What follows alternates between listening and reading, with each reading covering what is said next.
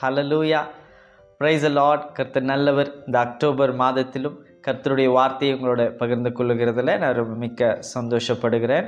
இன்றைய நாளில் கூட ஆண்டவருடைய சமூகத்தில் இருக்கும்போது ஆண்டவர் எனக்கு தந்த வசனத்தை உங்களோட பகிர்ந்து கொள்கிறேன். ஏசாயாவில் 41 அதிகாரம் 10 வசனம். ஏசாயா 41 அதிகாரம் 10 வசனம். ஏசாயா 41 அதிகாரம் 10 வசனத்தில் சொல்லப்படுகிறது, நீ பயப்படாதே, நான் உன்னோடே இருக்கிறேன். திகையாதே, நான் உன் தேவன்.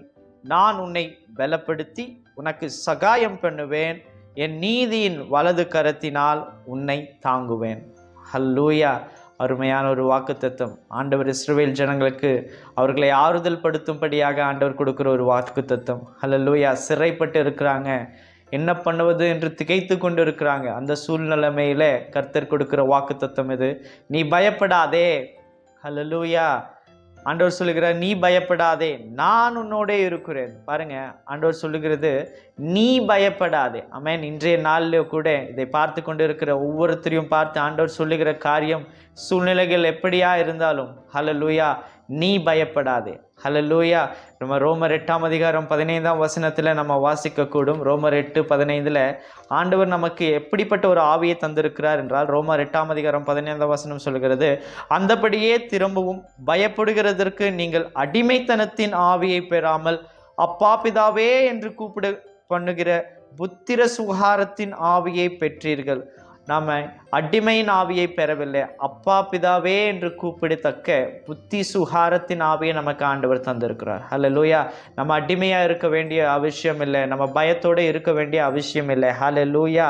ஆண்டவர் நமக்கு என்ன தந்திருக்கிறார் என்றால், அப்பா பிதாவே என்று கூப்பிடத்தக்க புத்தி சுகாரத்தின் ஆவியை தந்திருக்கிறார். இந்த நாளில் கூட கேட்டுக்கொண்டு இருக்கிற, இதை பார்த்து கொண்டு இருக்கிற ஒவ்வொருத்தருக்கும் ஆண்டவர் சொல்லுகிற பெரிய காரியம், நீ பயப்படாதே, நீ கலங்காதே. ஆமென். ஆண்டவர் பாருங்க அங்க சொல்கிறார், நீ பயப்படாதே. ஹல்லேலூயா. அதே ஏசாயா 41 அதிகாரத்தில் நாம் வாசிக்க கூடும். ஏசாயா 41 அதிகாரம் 13 வசனத்தில் ஆண்டவர் சொல்கிறார், உன் தேவனாகி கர்த்தர் நான் உன் வலது கரத்தை எடுத்து பயப்படாதே. வேதம் சொல்கிறது, ஏசாயா 41 அதிகாரம் 13 வசனம், உன் தேவனாகிய கர்த்தராகி நான் உன் வலது கரத்தை பிடித்து பயப்படாதே, நான் உனக்கு துணை நிற்கிறேன் என்று சொல்லுகிறேன். 14 வசனம், யாக்கோபு என்னும் பூச்சியே, இஸ்ரவேலும் என் சிறு கூட்டமே பயப்படாதே, நான் உனக்கு துணை நிற்கிறேன் என்று கர்த்தரும் இஸ்ரவேலின் பரிசுத்தருமாகிய உன் மீட்பர் உரைக்கிறார். ஹல்லேலூயா.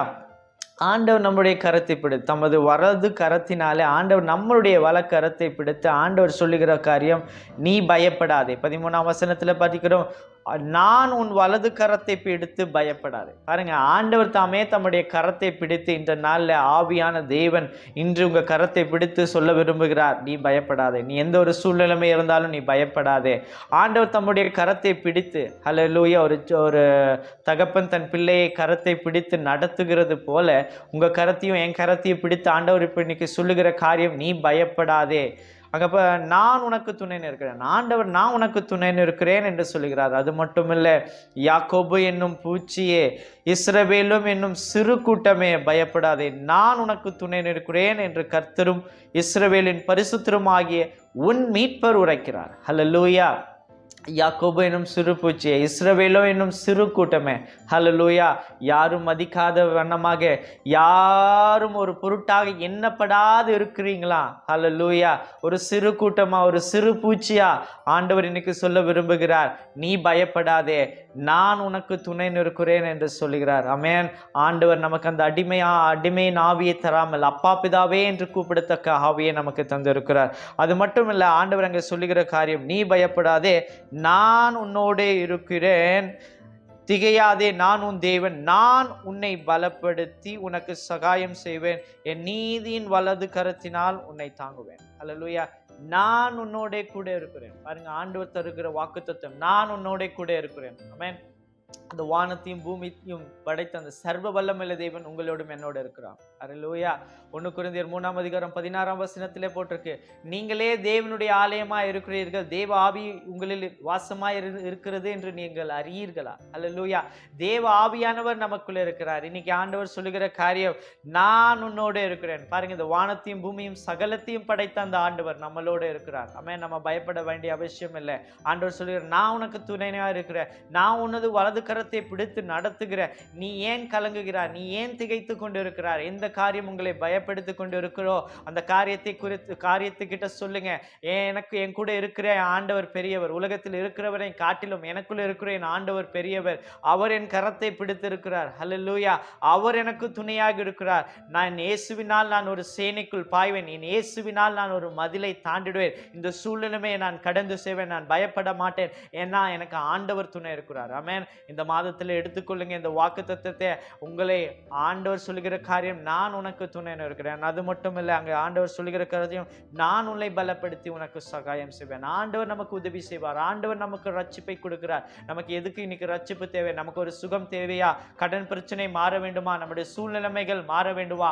எதுவாக இருந்தாலும் சரி, ஹல்லேலூயா, ஆண்டவர் நமக்கு இன்னைக்கு சகாயம் செய்ய வல்லவராக இருக்கிறார். அது மட்டும் இல்லை, கடைசியாக ஆண்டவர் சொல்றார், என் நீதியின் வலது கரத்தினால் உன்னை தாங்குவேன். பாருங்க, தம்முடைய கரத்தினாலே யாரும் தொடாதபடிக்கு, ஹல்லேலூயா, உங்களை தொடுகிறவன் தேவனுடைய கண்ணின் மணியை தொடுகிறார்.